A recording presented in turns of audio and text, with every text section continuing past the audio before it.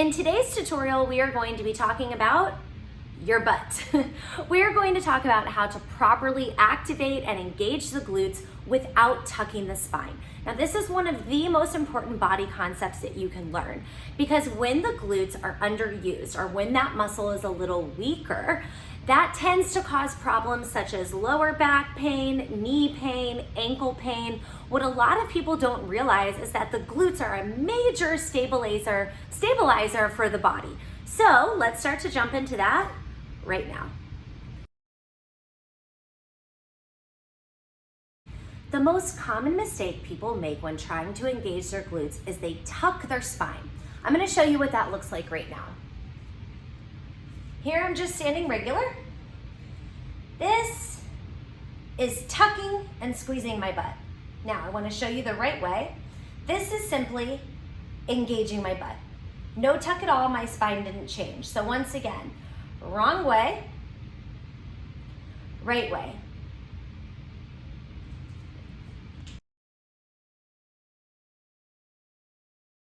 Now, here's the problem with over tucking, and it's actually kind of funny because I was just having a conversation with my spouse, Nico, about this.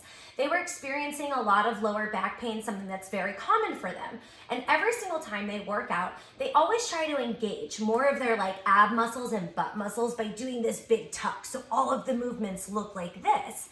And what people often don't understand about the spine is that there are two sides to your spine. So we often think about the back side of our spine, but sometimes we forget about the front side of our spine, right? Your vertebrae also exists from this side and from this side because that spinal cord is running down the middle. All right, so when you over tuck, you create space in the back side of the vertebrae, but you create no space in the front side of the vertebrae. Which means that the vertebrae, if you were to open me up and you were to look at my spine from this angle, they're all smushing and crunching together, which can end up causing back pain. So over tucking is really, really not ideal no matter what you've heard.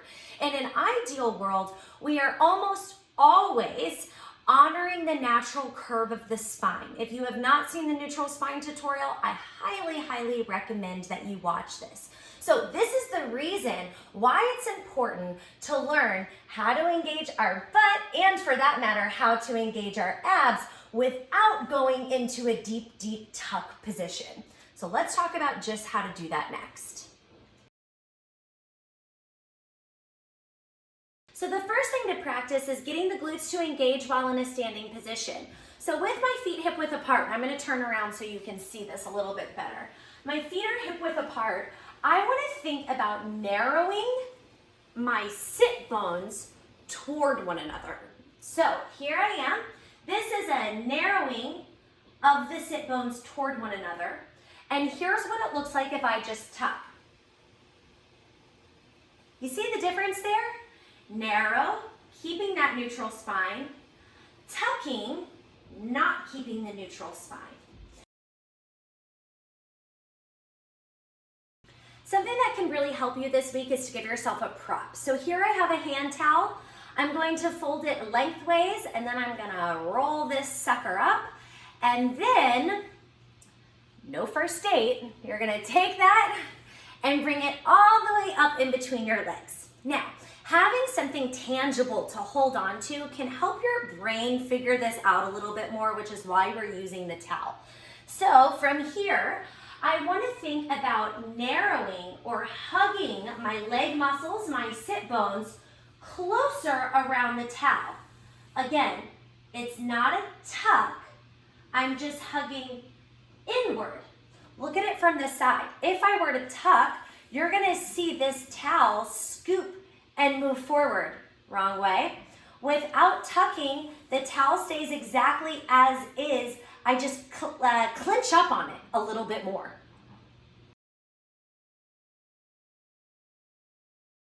Once we have the feeling standing, we're going to try to add the squat. Now this is where it gets tough.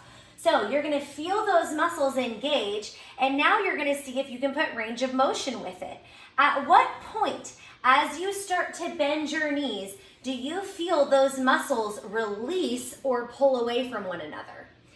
If you let the muscles release, you will be able to go very low in your squat. This is why I never tell people to get lower, because usually when you get lower, you're doing it wrong.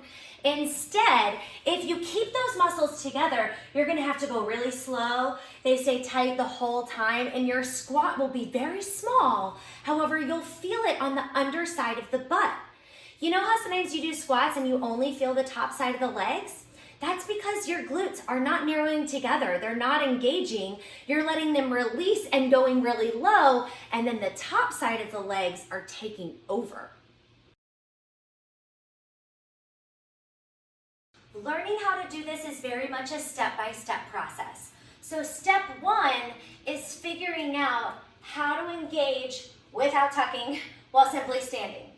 Once you have that, you can move on to step two, which is what does my squat look like while still holding those muscles together?